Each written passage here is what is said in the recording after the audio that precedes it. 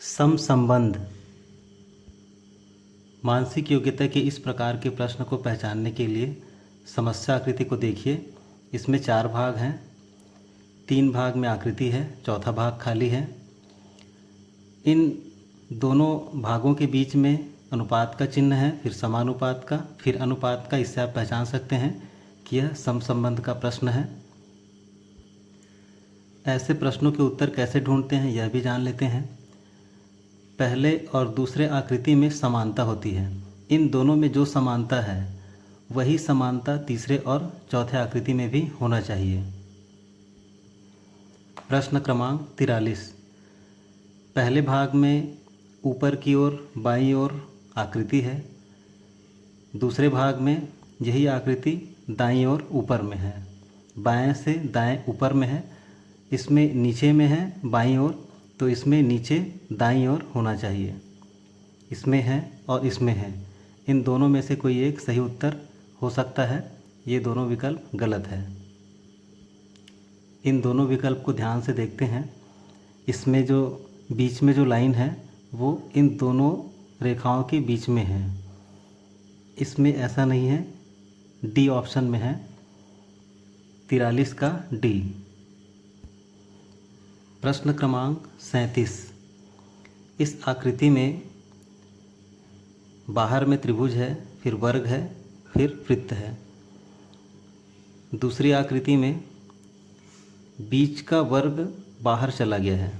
इसमें भी बीच की आकृति त्रिभुज बाहर चला जाएगा, जो इसमें नहीं है, बी में भी नहीं है, सी में भी नहीं है, डी में है। इसी से पता चल गया कि इसका सही उत्तर डी है।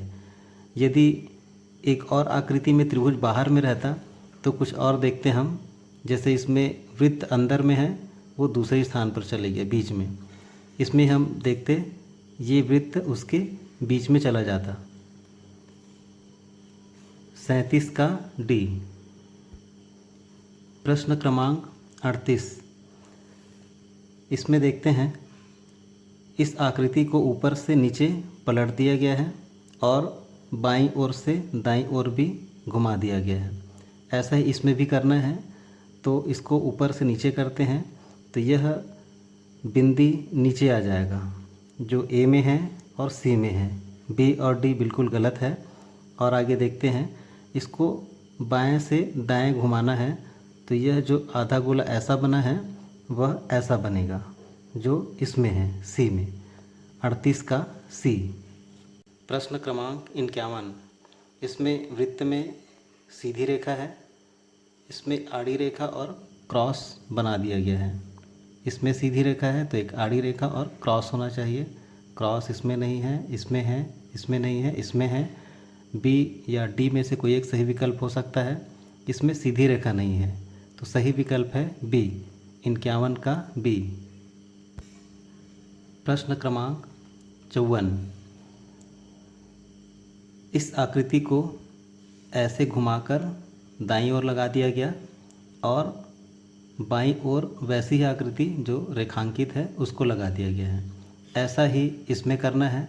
इस आकृति को ऐसे घुमाएंगे तो यह ऐसे सीधा हो जाएगा और यह नुकीला भाग इधर हो जाएगा, ऐसे और ऐसे। जो इसमें नहीं है, इसमें है पर रेखांकित भाग है। इसमें आकृति सही नहीं है, इसमें है, और उल्टे करके रेखांकित भाग को भी लगाया गया है। 54 का डी।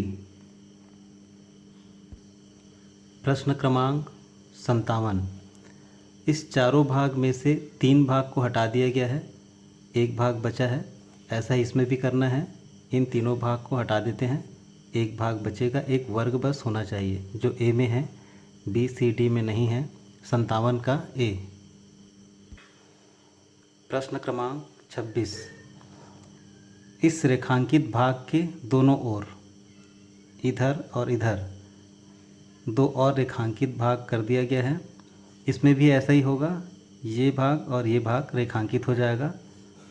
ए में है, बी में नहीं है, सी में नहीं है, डी में भी नहीं है। 26 का ए। प्रश्न क्रमांक 71। इस आकृति को बाईं ओर ऐसे घुमा दिया गया है और उसी के जैसा दाईं ओर और आकृति लगा दिया गया है और ऊपर के आधे भाग को काला कर दिया गया है।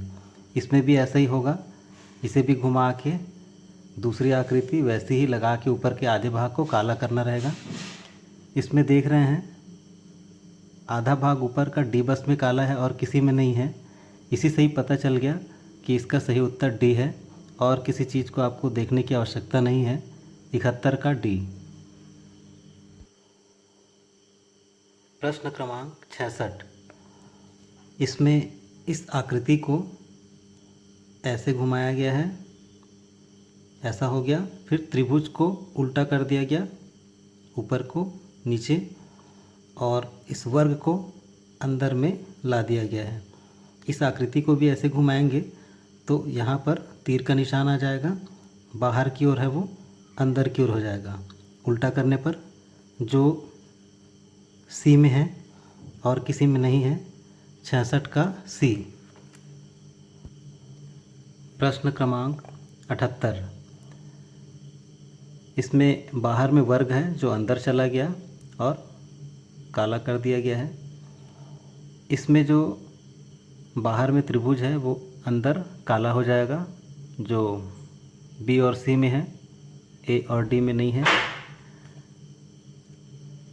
इससे पता नहीं चल पा रहा है, कुछ और देखते हैं। इसमें बीच की आकृति वर्ग इसमें बाहर में आ गया है, तो इसमें बीच में वर्ग है जो इसमें भी बाहर आ जाएगा, जो सी में है, 78 का सी।